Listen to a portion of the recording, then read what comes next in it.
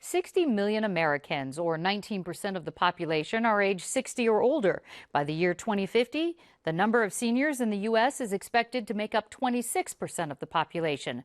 Joining me to talk about slow medicine, a new approach to caring for the aging family members in and out of the hospital, are geriatric and family practice doctor Dennis McCullough and Helen McNeil, Executive Director of Cal State University Institute for Palliative Care at Cal State San Marcos. Welcome.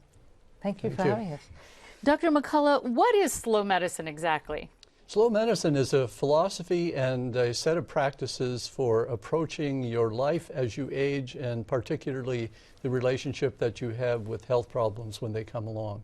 It was developed by older people in concert with me and some other healthcare partners that I had, and I think it's a plan coming out of the community, out of older people's thinking about care, not clever people within the healthcare industry thinking about how older people should be cared for in their ideas. We'll get some details on that. But Helen, there's a connection between the slow medicine and palliative care. Tell us about that. So palliative care, and most people don't know this, but palliative care is about care for people with a serious or chronic illness that is centered on the needs of the person and focused on their quality of life. And so slow medicine and palliative care share a focus on the individual, an engagement of the family as also part of that care circle, and also on the whole person.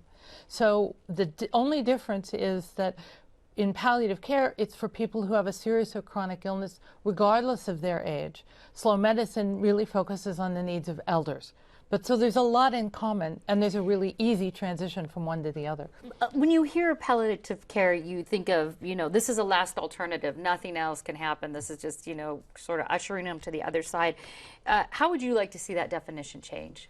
Well, that isn't the definition of palliative care. It's a perception, I should say. Absolutely. It is. It's a perception. But palliative care is appropriate from the point of diagnosis with a serious or chronic illness all the way, yes, through death and the bereavement afterwards.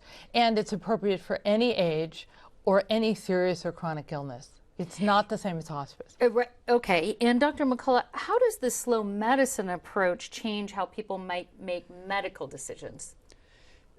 What it does is it combines an understanding coming from gerontology, which is the broader study of how older people are in the world, the psychology, sociology, family relationships, economics, and it brings it into the area of geriatrics, which is the study of medical problems of older people. So if you look at how older people operate best, they need more time to make good decisions. They oftentimes need what's now being called guided autonomy. That is to say, as you're older, you can't always see every aspect of an issue, and so it's nice to have people you trust, whether they're your family or dear friends, close to you, helping you to understand where you are. And there's some practical applications, right? Like maybe you may not do mammograms every single year, right? Things like that, or tests that you're not going to treat. Yeah. There are things like specific issues like that, but the broader one is that, for instance, you should never go alone to a doctor's appointment. You should have another person in the room with you to help understand exactly what the doctor is trying to say, and then carry on that discussion afterwards when you leave. So everything becomes clearer when you're not in it alone. And that's balance between being really independent and being what I call interdependent with our friends and family. I see. And Helen, the majority of large hospitals in the U.S. have palliative care. How do you think it's changing the cost and the quality of medical care? The research is showing that, number one, people live longer when they get palliative care in conjunction with their curative treatment. Number two, they are more satisfied with their care, and that's an important measure of quality.